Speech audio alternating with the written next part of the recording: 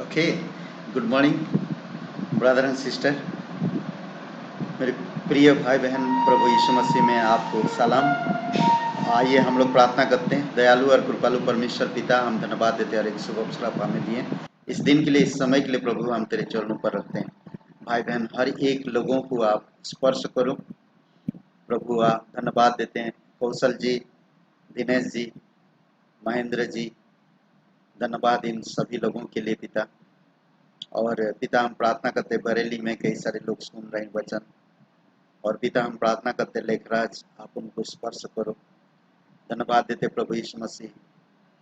सुनावा गांव बेटा प्रार्थना करते हैं, धर्मवीर और उन धन्यवाद देते कमल पिता, इन सब लोगों के लिए तेरी दया और कृपा है। धन्यवाद देते हरिओम जी, उनके जीवन के लिए आपकी अनुग्रह आपकी दया रहे प्रभु। इन बच्चों के द्वारा आप उन्हें आशीषित करो और अगुवाई करो, यीशु नासरी के नाम से मांगते हैं, आमीन। ओके, आज हम लोग बात करेंगे, बाइबल हमारे लिए बहुत महत्वपूर्ण है। परमेश्वर के वचन के 7 चिन्ह, परमेश्वर के वचन के 7 चिन्ह, परमेश्वर की वचन किस चीज को दर्शा रहा, और वो चीज आज अगर हम देखें, जैसे कि एक तलवार, जैसे कि एक हथौड़ा, आग, ये सारी चीजें जो काम करता है, उसी प्रकार परमेश्वर का वचन भी काम करता है। आज 7 हम परमेश्वर के वचन के चिन्ह को देखते हैं। ओके, और आप समझ पाएंगे अगर आपके पास पवित्र बाइबल है तो बाइबल खोल के आप इन वचनों को पढ़िएगा।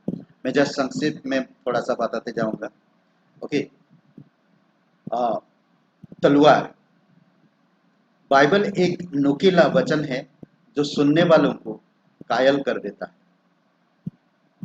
नुकीला वचन है, नुकीला चीज हमेशा चुभता है, और परमेश्वर का वचन वो है। परमेश्वर का वचन चुभता है हमें, और चुभना चाहिए। तभी हमें पता चलता है कि परमेश्वर हमसे कितना प्यार करता है, और हम बुराई से, गलत विचारों से, गलत संबंधों से हम बच सकते हैं। इसलिए बहुत जरूरी बाइबल के वचन हमें चुभना चाहिए। कोई चीज अगर लग जाता है, चुभता है आपको, तो वो गलतियां आप नहीं करोगे। करेक्ट। अगर आप समझ लीजिए किसी बच्चे को कहते हैं कि जूता पहनकर बेटा बाहर खेलना, तो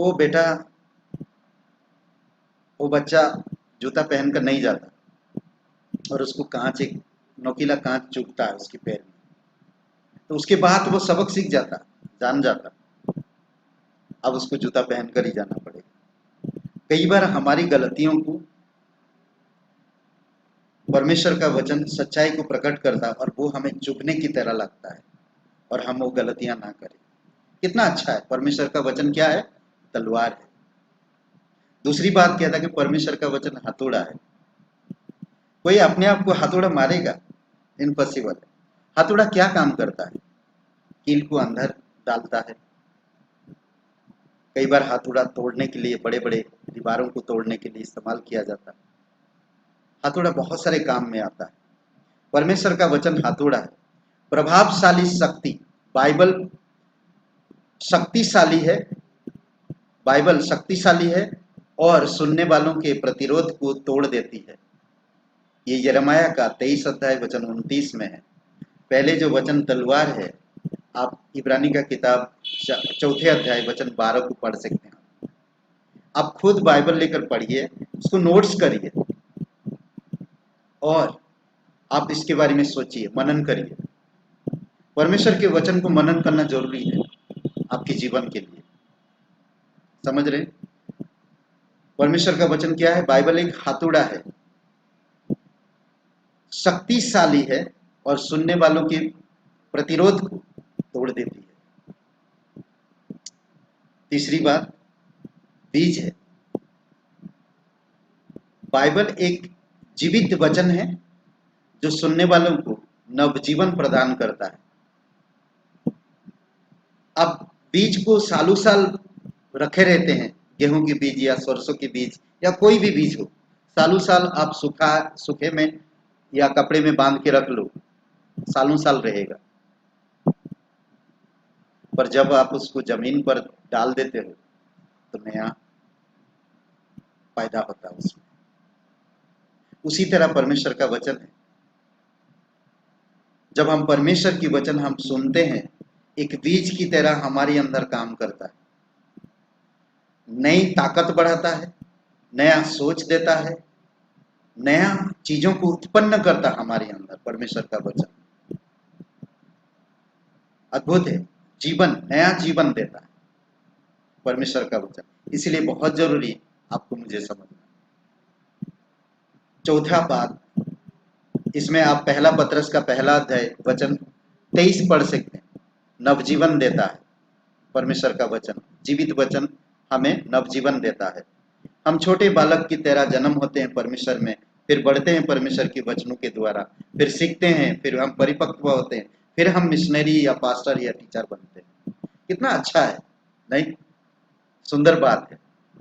और परमेश्वर हमें सिखाता, जो परमेश्वर के प्रति वचन को मनन करते हैं, अपने जीवन में अप्लाई करते हैं या इस्तेमाल करते हैं, परमेश्वर उनको आशीष देता है, अगुवाई करता है। परमेश्वर का वचन, चौथी बात, परमेश्वर का वचन दर्पण है। दर्पण मतलब दूसरी शब्दों में अगर हम कहें तो आईना है। बाइबल एक विश्वासयोग्य वचन है जो व्यक्ति की वास्तविकता उसके स्वयं पर प्रकट कर देती है। हमारी जो वास्तविकता है, हम क्या है, वो हमारे ऊपर प्रकट कर देता है। परमेश्वर का वचन दर्पण की तरह है। दर्पण क्या काम करता है? आईना क्या काम करता है? हमारी गलती, हमारी दाग निशान, अगर हमारी चेहरा खराब है या बाल खराब है या कपड़े खराब, तो हम कभी कभी देख नहीं सकते कुछ चीजों को। हम आईना के द्वारा वो चीजों को देखकर हम उस चीजों को सुधारते हैं। परमेश्वर का वचन उसी प्रकार है, आप और मेरे प्रति विश्वास योग्य है, हमारे जीवन में, आध्यात्मिक जीवन में सुधार लाता है। समझ रहे हैं? जब हम रोज वचन पढ़ते हैं, रोज हम बाइबल खोलते हैं, याकूब का किताब पहला अध्याय 23 से 25 वचन पढ़िएगा। ओके। पांचवा, परमेश्वर का वचन अग्नि है।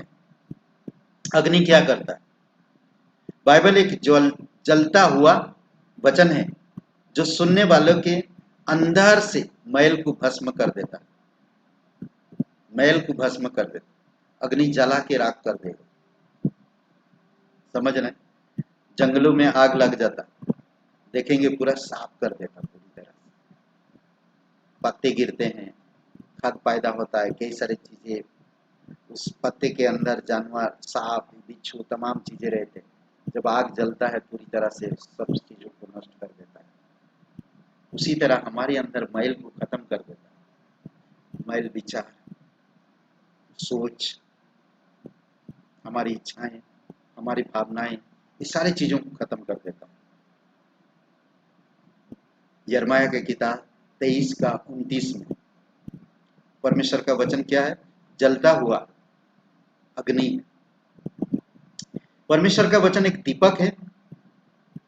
बाइबल एक प्रकाश देने वाला वचन है जो विश्वासी का दिन प्रतिदिन मार्गदर्शन करता है।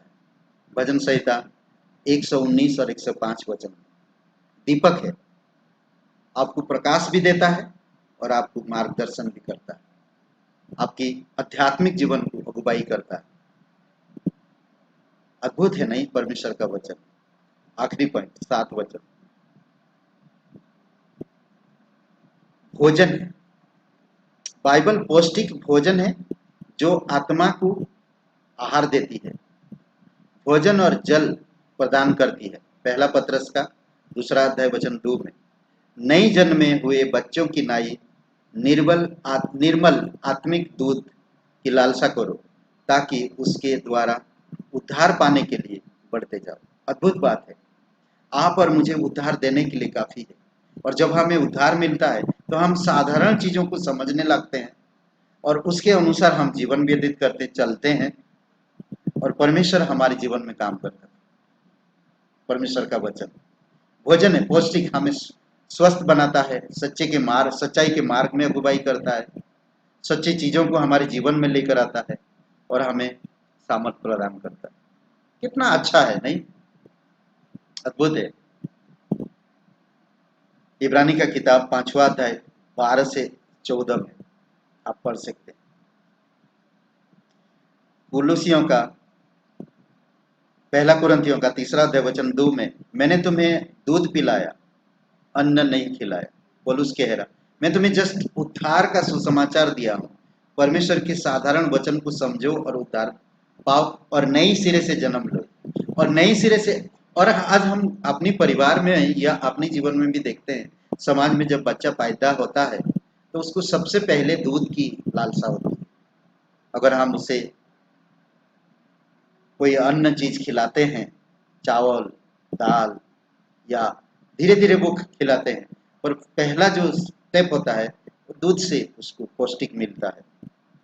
रोमियो का 10:17 में कहता है, सो विश्वास सुनने से और सुनना मसीह के वचन से होता है। विश्वास आपका वचन से ही बढ़ेगा, ताकि इसीलिए वचन सुनते रहिए, परमेश्वर के वचन सुनते रहिए और आपका विश्वास बढ़ेगा। सुनने से आपका विश्वास होगा और सुनना परमेश्वर की वचन से आता होना चाहिए। परमेश्वर का वचन कायल करता, तोड़ता, नवजीवन प्रदान करता, प्रकाशन देता, भस्म करता, प्रकाशित करता और व्यक्ति का पोषण भी करता। पालन पोषण अद्भुत है। ये 7 बातें याद रखें। आमीन। आइए प्रार्थना करते हैं। पवित्र, महान और सर्वशक्तिमान परमेश्वर पिता, दयालु और कृपालु परमेश्वर, धन्यवाद देते हैं। तेरे पवित्र वचन हमें बल देता है, हमें भोजन देता है, हमारी गंदगी को दूर करता है, हमें मार्गदर्शन करता है, हमें प्रकाशित बनाता है। प्रभु धन्यवाद करते हैं, तेरी स्तुति महिमा करते हैं। तेरे वचन के लिए धन्यवाद। प्रत्येक भाई बहनों को अगुवाई करो, प्रबल करो। प्रभु यीशु, तुझ पर भरोसा रखे, सेल्फ कॉन्फिडेंस उनका बढ़ाओ। प्रभु यीशु धन्यवाद देते, तेरी स्तुति महिमा करते। उनकी प्रार्थनाओं को सुनो पिता, उनकी विश्वास को देखो प्रभु, उनकी सोच विचार में बदलाव लेकर आओ, उनके हृदय आत्मा में काम करो पिता, और वो तुझ पर भरोसा रखे और उनकी प्रार्थनाएं उत्तर मिले। प्रभु यीशु विश्वास के साथ प्रार्थना करते, धन्यवाद देते, तेरी स्तुति महिमा करते। प्रार्थना प्रभु यीशु मसीह के नाम से मांगते, आमीन आमीन। सबको आशीष मिले। बहुत बहुत धन्यवाद। शुभ रहे दिन आपका। कमेंट करिएगा, लाइक करिएगा। लाइक करने में पैसा नहीं लगते हैं। कमेंट करिए, अच्छा लगा या अच्छा नहीं लगा, आप कमेंट करिए। धन्यवाद, बहुत बहुत धन्यवाद। शुभ रहे दिन आपका। आमीन।